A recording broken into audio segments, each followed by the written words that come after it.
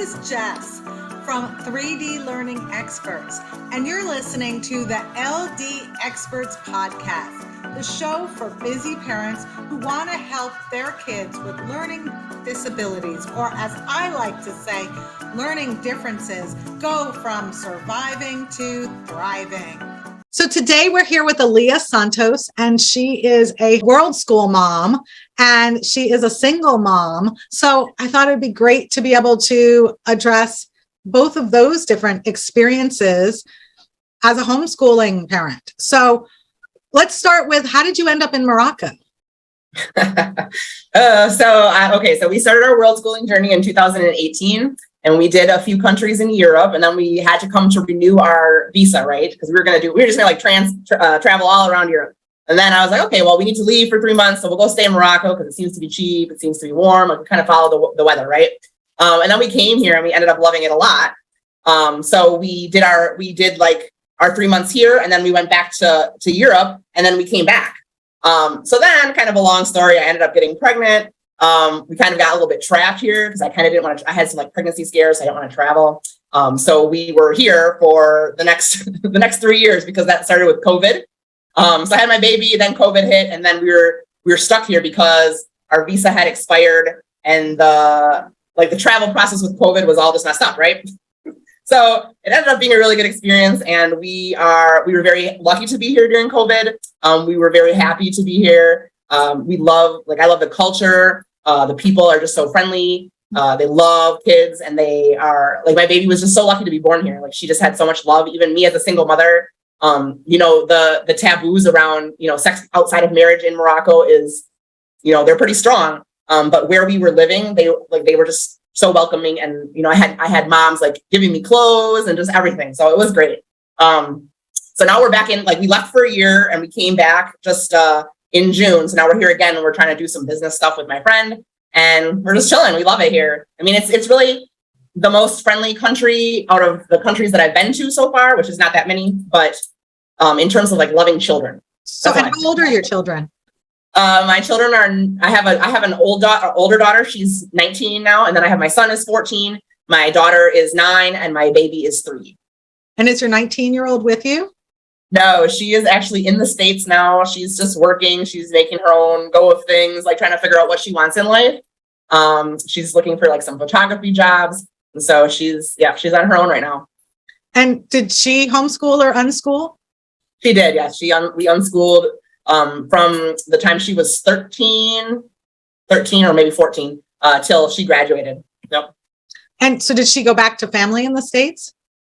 Yes. So she's with my friend. Right now, I don't really have family in the United States. And so she's staying with my chosen family, and they're, she's working, and she's just kind of staying with them and cooking, making food with them and whatnot. And then she's going to come hopefully to Morocco in October. So I'm excited for that. So has she lived in Morocco ever?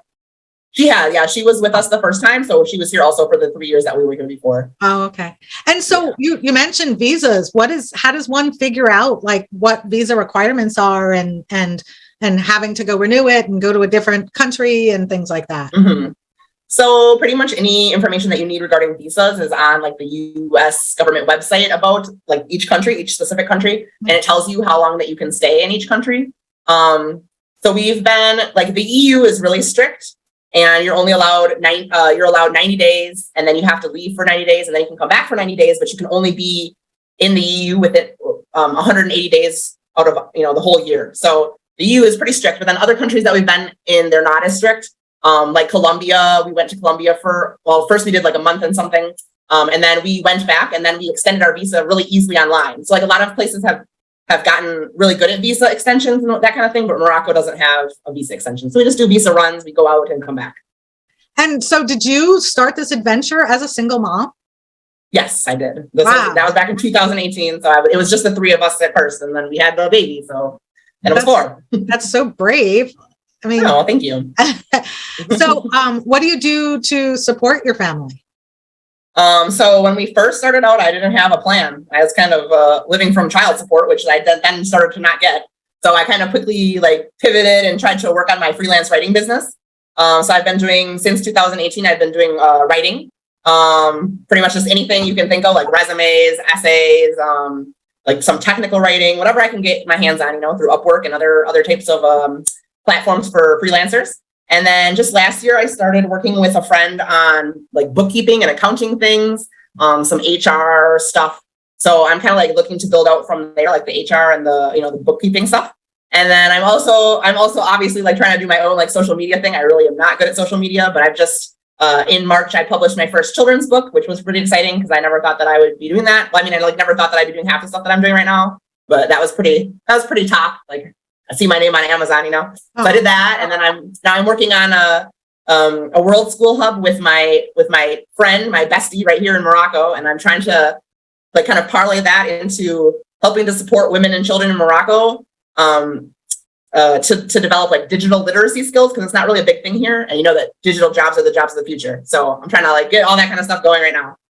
So are most of your friends expats, or are most of your friends Moroccan? Or is it so in Morocco, I mean, it changes everywhere we go, right? So when we're in Morocco, I would say that the majority of the people that I speak to are local people. I mean, we do come across expats every now and then, but like it's strange because in Morocco, it's more French people that come here, or like French or German. There's like a lot of Germans here. And so we don't speak French or German, right? So there's like no Americans anywhere, maybe the occasional UK person. But yeah, in Morocco, we definitely talk to more local people. And also when we were in Colombia, we kind of had a mix because we were staying in a place where there was a lot of expats that came. And then we also had like the local people in the town right there that we spoke to. So it just really depends on the place, I think. So what language do they speak in Morocco? So they speak a lot of languages here. They speak Darija, which is Moroccan Arabic. So it's like a little bit different than standard Arabic. They also speak standard Arabic. They speak French. They speak English. Like a lot of people speak English. They speak Spanish in some locations. We're in Dakhla right now. So it's like Western Sahara, like way down at the very bottom of Morocco. And I had a conversation with somebody in Spanish, which was very interesting because yeah, so I think those are the main ones. Oh, they also, so where we live is a little village and they speak Amazigh. So they have like their own like native tribal languages, which is cool. Wow. Mm-hmm. That's a lot of different languages. They're very intelligent. Like, I don't know how anybody speaks 5 languages because I'm confused trying to speak from Spanish to French or anything like that, And do you speak Spanish fluently? I do speak Spanish, yes. So what's your children's book called? My children's book is called The Escapades of a Traveling Baby in Morocco. Yes. Oh, that's so cool. So do you plan on having a follow-up book of escapades in other countries? Yes. So I actually, when we were in Colombia, I was teaching English to some kids, some local kids. And I had them, as one of their assignments, I had them write like something about Colombia that they wanted to tell the world in English. So they had to like figure out what they wanted to say in Spanish and then use the little dictionaries that I bought them because I had them old school. And then they were using little dictionaries that I got them and they were like translating everything. And so I'm actually going to include that, like what they had written about Colombia in the In Colombia book. So it should be exciting because I have like pictures of them and I have their little names. So I'm sure they're going to be really excited. So I'm super excited to do that. So do you use photographs or do you draw the? Yes, no, I have decided that, first of all, I was too poor to like hire somebody to do illustrations, but I also wanted to I want to see the real life things, like I don't want to see these illustrations. I want to know like what's happening. So I actually did a cartoonized versions of my pictures and I think it turned out really cute. So that's what we're planning to use because then, you can recognize the people who are in the story can recognize themselves and they're super excited about it. Oh, that's cool. So you used a filter to do the cartoon? Right. Yep. That's so amazing. I think it's cute. Yeah. What's it like to be raising your kids in a foreign country alone? Okay. So it could be definitely isolating it sometimes. I think it really depends on where you go. Also, I'm an introvert, so I don't naturally reach out to people. I try, but then if I kind of don't feel the vibe, I just kind of okay, cool. It was definitely I was actually just talking to my son about this today. It's definitely really hard for me in Peru because Peru, the people were friendly, but it wasn't hey, how are you? Oh, good to see you. We're so excited that you're here. Maybe that's more they're used to tourists, so they're not phased by, oh, cool, you're a tourist,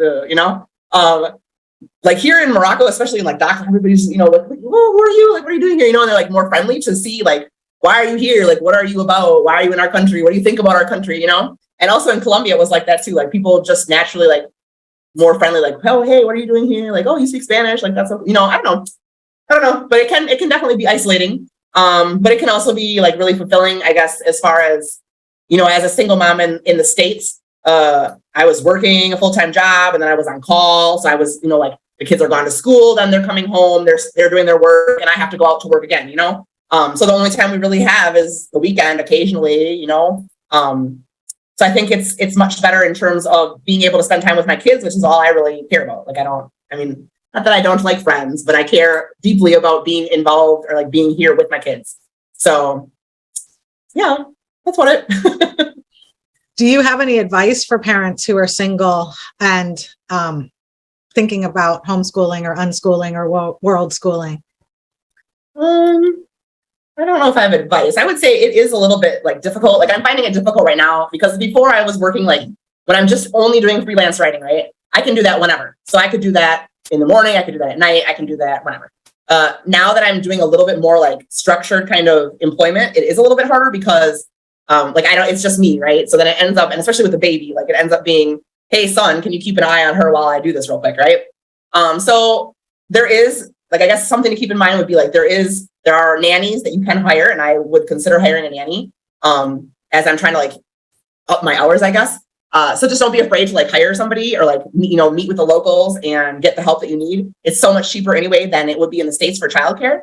And I guess as a single mother, like trying to do this unschooling thing, world schooling thing, it is a lot easier to be outside of the United States than in, and it's super like, it's much healthier. The food is fresher, the air, well, I don't know about the air is cleaner, but I don't know. I think I'm just somebody like I have always wanted to travel since I was 15 years old.